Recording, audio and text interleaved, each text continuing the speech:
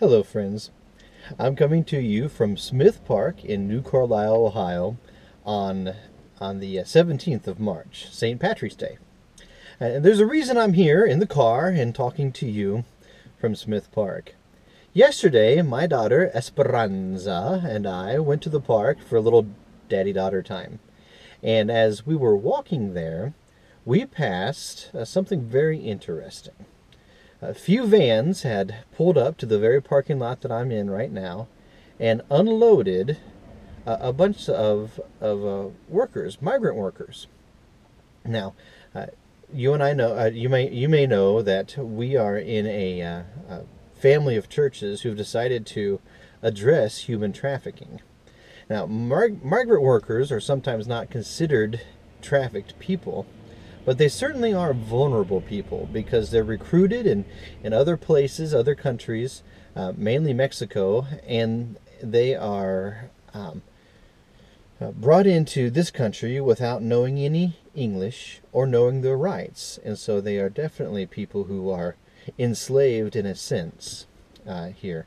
And so I kind of wanted to use that as a backdrop to talk to you about another slave in Christian history. There was a young man who lived in southern England and was taken as a slave to Ireland. And then in 432, he returned to Ireland, having escaped his slavery about 25 years before. This man is known as St. Patrick. He was a slave, and he fled Ireland, and then he went back after coming to Christ as a missionary to the very people who enslaved him. He went and he spoke exhaustively throughout the island. In fact, he would go and he would challenge their conventions. For example, in the time that he went as a missionary, women were looked at as property.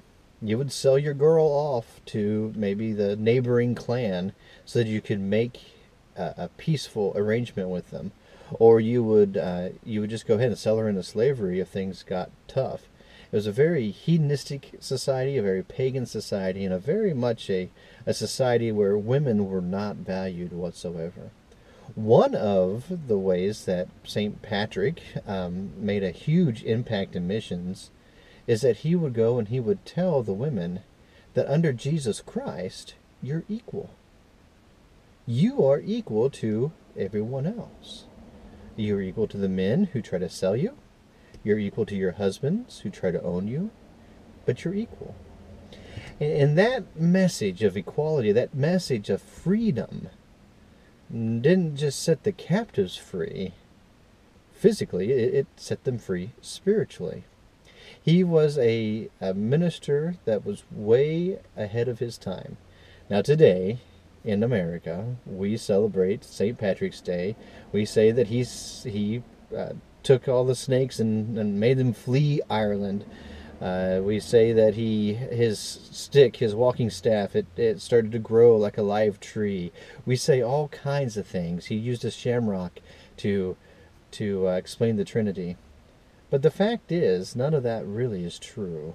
What is true is he was once a slave, and he was set free. Just as you and I were once a slave to our sin, and now we have been set free when we started following after Jesus Christ. And it's that message of freedom that I encourage you to give to somebody this St. Patrick's Day. It's that message of freedom in Christ that we hope to give as we go out, not only ministering here in New Carlisle, simply by living here and being Christians in New Carlisle, but as we go out and we go to South America, to Ecuador, we're looking forward to spreading this message of freedom, that Christ has set the captive free.